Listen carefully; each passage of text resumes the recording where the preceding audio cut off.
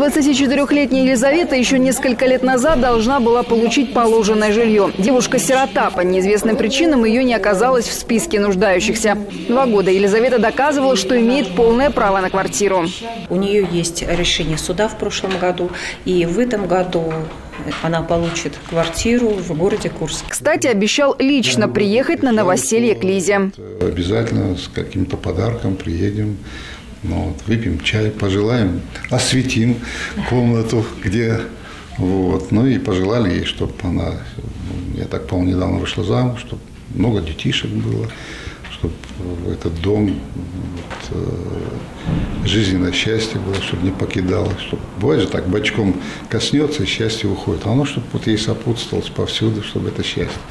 Видимо, скоро счастье придет в дома курян, проживающих по улицам Хомутовская, Любашская, Дмитриевская. Уже несколько лет жители обращаются в разные инстанции с просьбой сделать дороги и тротуар.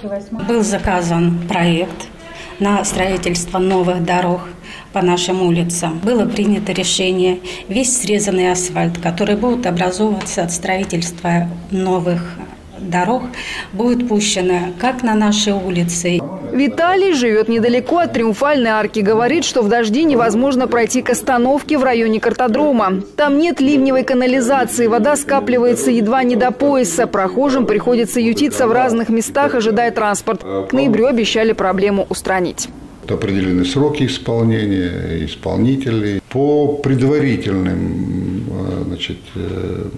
таким данным мы знаем, что эти вопросы будут решены. А по предыдущим материалам, итогам рассмотрения, у нас таких чтобы зависших, неисполненных поручений, таких глобальных, этого нет.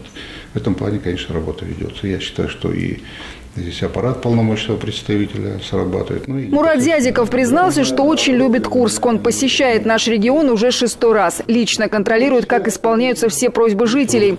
В следующий раз высокий гость обещал приехать со своими книгами. Заместитель полномочного представителя президента в ЦФО еще и доктор философских наук, историк, автор научных изданий.